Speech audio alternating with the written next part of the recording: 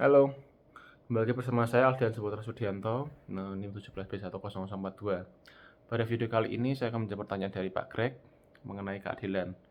Nah, menurut Pak Greg, pesan dari Pak Greg ini, yakni apa definisi keadilan? Ini yang saya dapat, yakni pengertian dari Plato, yakni menurut Plato itu ada dua keadilan, yakni keadilan moral, yakni kita diberikan apa yang menjadi hak kita sesuai dengan kewajiban yang kita jalani. Kemudian keadilan prosedural, yakni keadilan yang manusia melakukan sesuatu menurut prosedural dan peraturan-peraturan yang ada.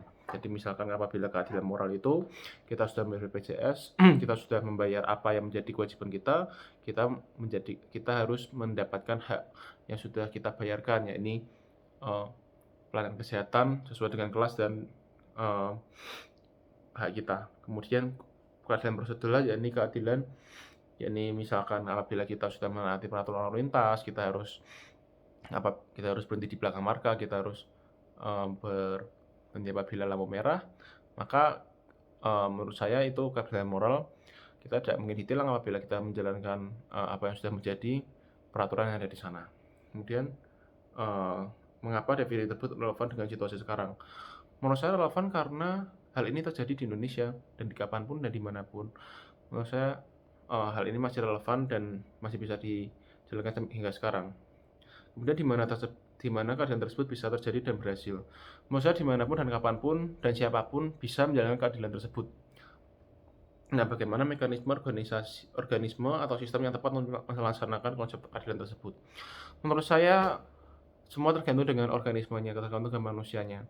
Mau mekanismenya sebagus-bagus apapun, mau dibuat tidak ada celah untuk ketidakadilan, namun apabila organismenya dari awal memang sudah berniat untuk menjalankan ketidakadilan, menurut saya dia akan mencari celah.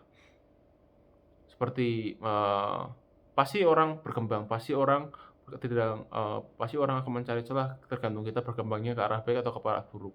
Apabila ada perbaruan, orang pasti mencari celah. Seperti ada sistem, pasti orang mencari celah untuk menanamkan virus, seperti itu. Semakin berkembangnya sistem, semakin berkembangnya software misalkan, maka semakin berkembangnya juga virus-virus tersebut. Orang yang mentransfer virus tersebut akan meneliti apakah ada celah seperti itu dan akan dimasukkan program-program yang terkena virus. Nah, kemudian kapan konsep tersebut pernah berhasil dan dilaksanakan? Menurut saya, kapanpun konsep tersebut berhasil dilaksanakan.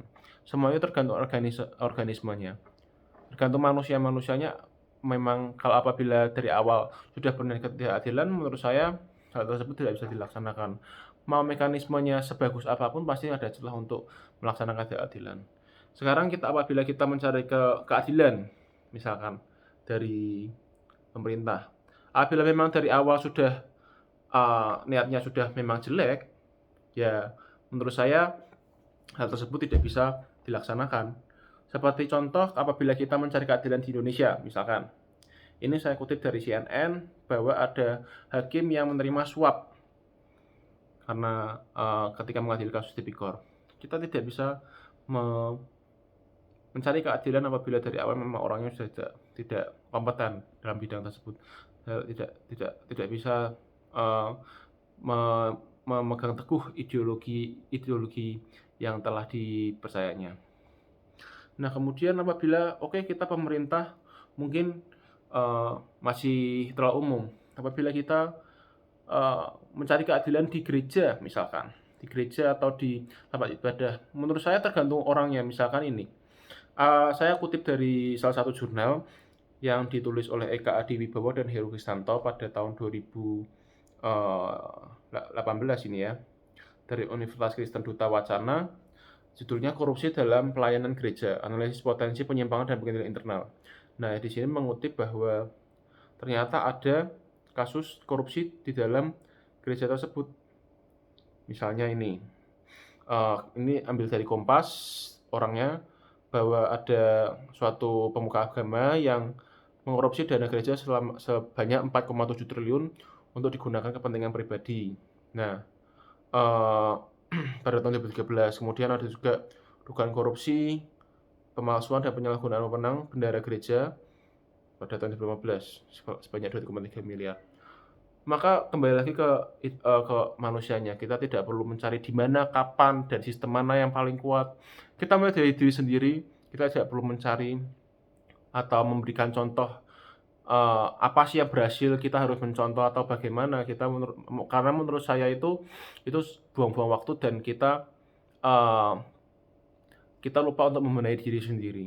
Kita boleh mencari referensi, tapi kita tidak boleh buang-buang waktu untuk hal-hal yang, mencari-cari di mana, kapan, dan bagaimana ini sistem yang bagus atau bagaimana ini, cara mengembangkan orang. Mendingan kita mulai dari diri sendiri, kita harus, mulai dari keadilan diri sendiri, kita harus, menyebarkan karena apabila kita mulai dari diri sendiri, kita bisa menyebarkan ke lingkungan sekitar. Terima kasih.